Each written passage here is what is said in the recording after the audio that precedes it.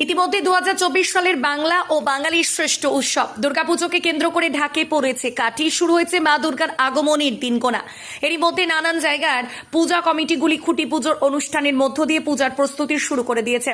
সোমবার খুঁটি পুজোর অনুষ্ঠানের মধ্য দিয়ে বছরের পুজোর প্রস্তুতি শুরু করে দিল কাঁকসা হাটতলার আন্তরিক মহিলা পরিচালিত সর্বজনীন দুর্গাপুজো কমিটি। এদিন সকালে মণ্ডপ থেকে শোভাযাত্রা বার করে স্থানীয় একটি পুকুর থেকে ঘটে জল এনে শুরু হয় পুজোর কাজ। পুজোর পাশাপাশি খুঁটি পুজোর মধ্য দিয়ে 11 বর্ষের দুর্গোৎসবের সূচনা করেন পুজোর উদ্যোক্তারা। পুজোর প্রধান উদ্যোক্তা ও সম্পাদিকা তথা পশ্চিম বর্ধমান জেলা পরিষদের কর্মাধ্যক্ষ বৈশাখী ব্যানার্জি জানিয়েছেন, এই পূজাকে নিয়ে এলাকার মানুষের মধ্যে প্রবল উৎসাহ রয়েছে, কারণ প্রতি বছরই মণ্ডপ সজ্জা ও প্রতিমার মধ্যে থাকে বিশেষ আকর্ষণ।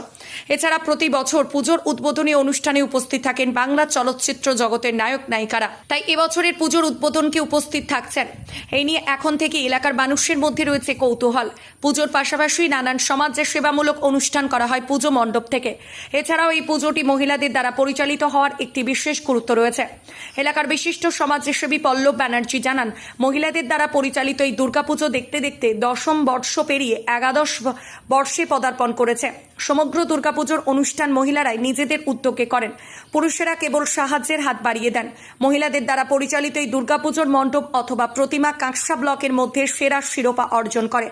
তাই আশা করা যায় এবছর এই পুজো কাঁকসার সেরা পুজো হিসাবে নির্বাচিত হবে। আমাদের কাঁকসা থেকে আমরা পুজোটা করি আর কি, মহিলা পূজা কমিটির পরিচালিত পুজো। এটা আমাদের 11 বছরে পদার্পণ করলো।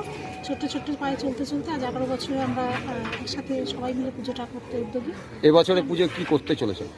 আজকে তো সবাই খুঁটি পুজো হলো। খুঁটি পুজোর মাধ্যমে এরপরে তো সব যোগাযোগ হবে, ডেকোরেটার্স আসবে, তাদের সাথে কথাবার্তা হবে, দেখা যাক কী হয়, মায়ের কৃপায় যেরকম হবে। প্রতি বছর যেইভাবে সাজোকাজের রাত থাকে সেরকমই থাকছে, আশা করি সেরকমই হবে। মায়ের আশীর্বাদে যতটা করা যায় সবাই মিলে। এবারও কিছু চমক থাকবে, দেখা যাক কি হয়, কিন্তু বলা যায় না। চমকের কথা চমকের সময়ই দেখা যাবে কি হচ্ছে। এই পুজোটা মহিলা দ্বারাই সমস্ত, একদম মহিলা দ্বারা পরিচালিত। আমাদের আন্তরিক মহিলা পূজা কমিটির থেকে করা হয়। তাছাড়া আজকে বন মহোৎসব, সেই উৎসবকে সামনে রেখে আর কি আমরা মহিলারা উদ্যোগ নিয়েছি। কিছু গাছ আমরা আজকে রোপণ করবো আর কি, বৃক্ষরোপণের। কারণ যে পরিমাণ গরম বাড়ছে, তাতে আমাদের ছোট্ট উদ্যোগ যতটা সহায়তা করতে পারে। আমি বৈশাখী ব্যানার্জি। এখনো পুজো কমিটির কিছু তৈরি হয়নি, হোক তারপরে। আপাতত পুজো কমিটির মেম্বার। ঠিক আন্তরিক মহিলা এবছর আন্তরিক মহিলা পুজো কমিটি 11 বছরে পা দিল। দেখতে দেখতে 11 বছর। কালকেই ভাবছিলাম আমাদের 11 বছর বয়স আরও বেড়ে গেল। কি করতে চলেছেন এখনো কিন্তু তেমন বলা যাবে না, 2-1 দিনের মধ্যেই ঠিক হয়ে যাবে। মহিলাদের পুজোতে পুরুষদের ভূমিকাটা কিরকম থাকে?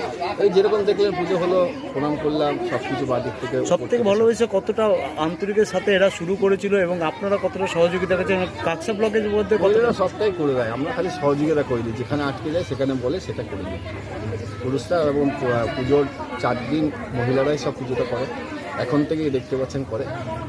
চাঁদা তোলা থেকে প্রতিমা আনা সবকিছু ওরাই করে। মহিলারাই থেকে প্রতিমা আনে, প্যান্ডেল এখান থেকে ঠিক করে নেয়, সাউন্ড খাওয়ান, এবং আমাদের বিভিন্ন রকম অনুষ্ঠান থেকে কিছু ভোগ খাওয়ানো হয়।